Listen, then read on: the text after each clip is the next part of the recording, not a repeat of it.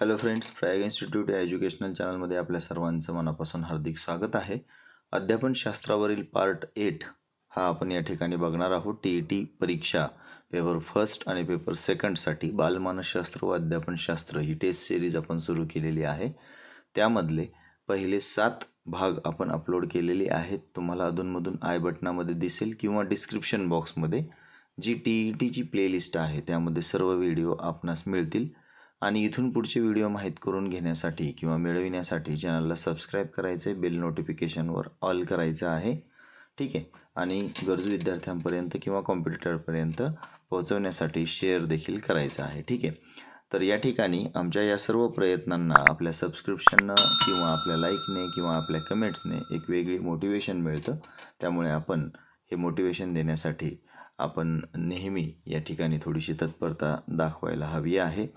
आपल्या क्वेश्चन पार्टकडे आपण आता या ठिकाणी जाऊया. त्यामध्ये पहा, अध्यापन म्हणजे काय? ऑप्शन दिलेली आहेत, तुम्ही उत्तर काढायचं आहे आणि आपण या ठिकाणी झटपट अवघ्या 10 मिनिटामध्ये हे 30 प्रश्न बघणार आहोत. ठीक आहे. तर त्यामध्ये अध्यापन म्हणजे शिकवण्याची पद्धत आणि प्रेरणा देणे असं आहे. म्हणजे अध्यापन म्हणजे केवळ ज्ञान देणे नव्हे, तर विद्यार्थ्याला शिकण्यास प्रोत्साहन देणे किंवा त्यांना आव्हाने देखील सांगता येतील अशा पद्धतीने अध्यापन आपलं असलं पाहिजे. दुसरा प्रश्न आहे, कोणती पद्धत ज्ञाताकडून अज्ञाताकडे शिकविते?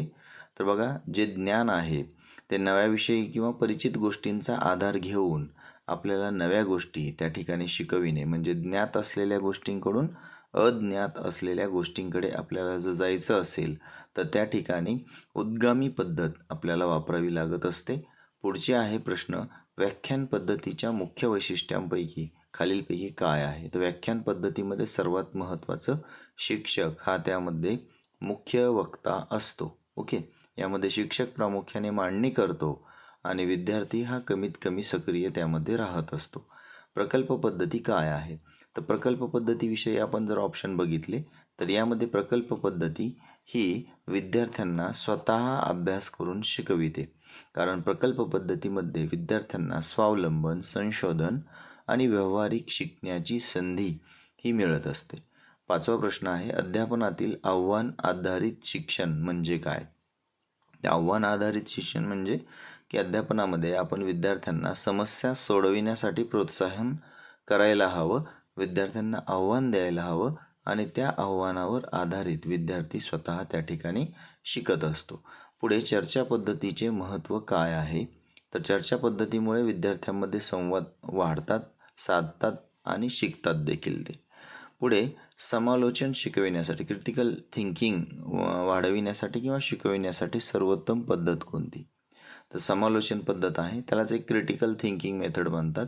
या पद्धतीत विद्यार्थी विषयाचा खोलवर अभ्यास करतो आणि स्वतंत्रपणे विचार देखील त्यामध्ये करत असतो.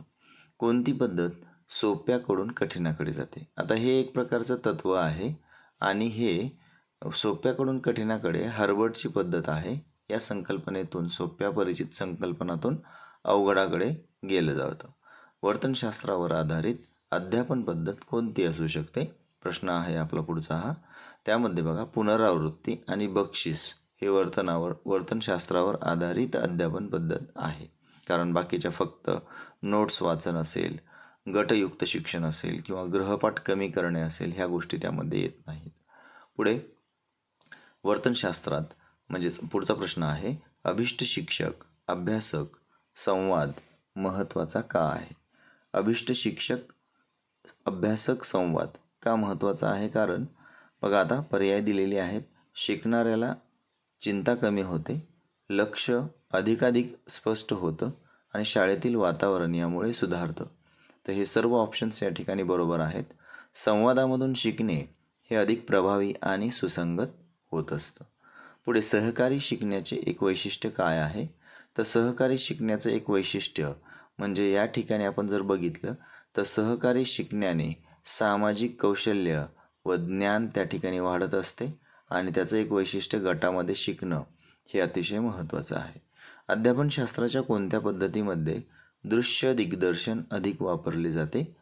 दिग्दर्शन पद्धतीमध्ये त्या ठिकाणी दृश्य दिग्दर्शन वापरलं जात असतं. दिग्दर्शनाद्वारे शिक्षक विषयांचे प्रत्यक्ष दाखले त्या ठिकाणी तो देत असतो. अधिगामाचे कोणते तत्व अध्यापनात वापरले जाते? अधिगामाचे कोणते तत्व आहे? तर ज्ञानाकडून अज्ञाताकडे म्हणजे ज्ञानीकडून अज्ञानीकडे जाणे हे अधिगामाचे उद्गामी पद्धतीचे एक वैशिष्ट्य त्या ठिकाणी आहे. हे प्राचीन आणि प्रभावी तत्व म्हणून ओळखले जाते. समूह शिक्षणाची एक मोठी कमजोरी काय आहे? तर समूह शिक्षणामध्ये काही विद्यार्थी सहभाग घेऊ शकत नाहीत, ही त्याची एक कमजोरी या ठिकाणी आपण थोडक्यात लक्षात घेऊ शकतो. इतर पर्यायसुद्धा तुम्ही वाचायचे आहेत आणि त्यामध्ये आपण एक प्रकारे थोडंसं कंपेअरिंग करायचं आहे की पर्याय कुठला या ठिकाणी प्रश्नाच्या अनुरूप असू शकतो. ठीक आहे, त्यामुळे आपले उत्तरं या ठिकाणी बरोबर येऊ शकतात. आता पुढे आधार पद्धतमध्ये शिक्षक काय करतो? तर आधार पद्धतीमध्ये शिक्षक जो असतो हा विद्यार्थ्यांच्या आणि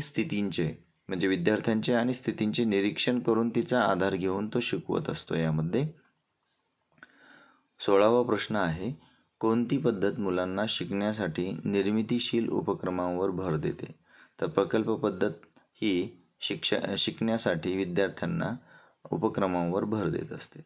शिक्षकाने अध्यापनासाठी वर्ग नियोजन का करावे? आता या वर्ग नियोजन का करायला पाहिजे? तर यामध्ये अभ्यासक्रम पूर्ण करण्यासाठी आणि शिक्षण सुलभ करण्यासाठी नियोजन करणं अतिशय महत्त्वाचं आहे. पुढे कोणती पद्धत जबाबदारी विद्यार्थ्यांवर टाकते? आता कोणती पद्धत आहे जी जबाबदारी विद्यार्थ्यांवर स्पेशली पडत असते? तर स्वयंशिक्षण असतं. विद्यार्थी ज्यावेळेस स्वयं अध्ययन करतो, स्वयंशिक्षण करतो, त्यावेळेस विद्यार्थ्यांवर जास्तीत जास्त एक जबाबदारी पडल्यासारखी पडत असते.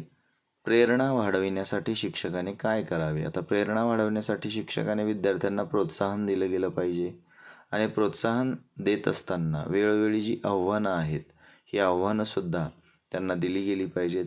स्वातंत्र्यसुद्धा त्या आव्हानामध्ये कार्य करण्यासाठी दिलं गेलं पाहिजे. पुढे शिक्षकाने वर्गात विद्यार्थ्यांचा भेद कसा सांभाळावा? तर शिक्षकाने वर्गात विद्यार्थ्यांचा भेद सांभाळण्याकरिता वैयक्तिक पद्धती लागू करावी. व्याख्यान पद्धतीत विद्यार्थी कसा शिकतो? ऐकून आणि लक्ष देऊन व्याख्यान पद्धतीत विद्यार्थी शिकतो. अभ्यासक्रमाचा मुख्य हेतू काय असतो? तर विद्यार्थ्यांमध्ये सुसंगत ज्ञान विकसित करणे हा असतो. शिक्षकाला कसं त्या ठिकाणी वापरलं गेलं पाहिजे किंवा शिक्षकाने त्या ठिकाणी कशा पद्धतीने वापर हा अध्यापनात केला पाहिजे असा प्रश्न या ठिकाणी असायला हवा होता. तर बघा, याचं उत्तर आहे की शिक्षक हा कसा वापरला गेला पाहिजे अध्यापन प्रक्रियेमध्ये? तर मार्गदर्शक म्हणून वापरला गेला पाहिजे, प्रोत्साहक म्हणून वापरला गेला पाहिजे आणि विद्यार्थ्यांना तो मदत करणारा टिकला पाहिजे. ठीक आहे, तर त्यामध्ये अधिकारशाही किंवा आदेश करणे किंवा निष्क्रियता ही या ठिकाणी शिक्षकाची गुणवैशिष्ट्ये असूच शकत नाही. ठीक आहे, पुढे बघा, कशामुळे अध्यापन प्रभावी होते? तर योग्य उद्दिष्ट ठरवावी लागतात, पद्धती निवडावी लागते आणि त्यामध्ये विशिष्ट पद्धती उद्दिष्टानुरूप आपण वापरल्यावर ती सक्सेस झाली आहे का नाही हे पाहण्यासाठी मूल्यमापन देखील केलं जातं. पुढे अध्यापनातील पुनरावृत्ती का आवश्यक आहे? तर जास्तीत जास्त पुनरावृत्ती होत असेल तर आपल्याला त्या विषयात ज्ञानाचं दृढीकरण होत असतं. ते ज्ञान आपल्याला समजून घेण्याची धारणा किंवा जास्त समजून घेण्यासाठी ते पुरेसं ठरत असतं. त्यामुळं अ नंबरचा आपला ऑप्शन या ठिकाणी उत्तर आहे. 26 नंबरच्या प्रश्नाकडे जाऊया आपण. शिक्षक व विद्यार्थी यांच्यातील संवादाचा परिणाम काय होतो? तर संवादाचा परिणाम या ठिकाणी अध्ययन सुधारतं. आणि पुढचा प्रश्न आहे, वैयक्तिक फरक शिकवायच्या पद्धतीमध्ये कसं लक्षात घेतलं पाहिजे? म्हणजे वैयक्तिक फरक हे शिकवायची जी पद्धत आहे हे कसं लक्षात घेतलं पाहिजे? ठीक आहे, तर यामध्ये लवचिक अभ्यासक्रम आणि वैयक्तिक संधी देऊन आपण वैयक्तिक फरक या ठिकाणी शिकवायच्या पद्धतीमध्ये लक्षात घ्यायचा आहे की या ठिकाणी वैयक्तिक जो फरक असतो तो आपण या ठिकाणी व्यक्तिगत संधी देऊन किंवा त्यामध्ये फ्लेक्झिबिलिटी आपण त्या अभ्यासक्रमामध्ये आणून करू शकतो. पुढे अधिगम सामुग्री निवडीसाठी काय पाहतात? आता अधिगम सामुग्री निवडीसाठी आपण अभ्यासक्रम, विद्यार्थी आणि शिक्षण उद्दिष्टे ही पाहत असतो. पुढे अध्यापनात प्रतिक्रिया कशी असावी? तर अध्यापनामध्ये त्वरित, सकारात्मक आणि सुधारात्मक प्रतिक्रिया म्हणजेच त्याला आपण फीडबॅक असं म्हणतो. यापूर्वीच्या पाठामध्ये सुद्धा आपण यावरती चर्चा केलेलीच आहे. शेवटचा प्रश्न आपला आहे, प्रभावी अध्यापनासाठी शिक्षकाने कशाकडे लक्ष द्यावे? तर प्रभावी अध्यापनासाठी विद्यार्थ्यांना शिक्षकाने समजून घेणे महत्त्वाचं आहे आणि वैयक्तिक गरजा देखील त्या शिक्षकाने त्या विद्यार्थ्यांच्या ओळखणे हे देखील तितकंच महत्त्वाचं आहे. ठीक आहे. तर आपल्या 10 मिनिटामध्ये हे सर्व प्रश्न आपण या ठिकाणी घेतलेले आहेत. आवडले असेल तर लाईक करा, जे नवीन असतील त्यांनी सबस्क्राईब करा आणि ऑल बेल नोटिफिकेशनवर म्हणजे जे बेल आहे त्या बेलवरती क्लिक केल्यावर ऑल नोटिफिकेशनवर ऑन केलं आपण तर तुम्हाला नवनवीन व्हिडिओ तुमच्या इनबॉक्समध्ये यूट्यूबमध्ये मिळतील. तुम्हाला नेहमी तुम्ही त्या ठिकाणी अपडेट राहाल.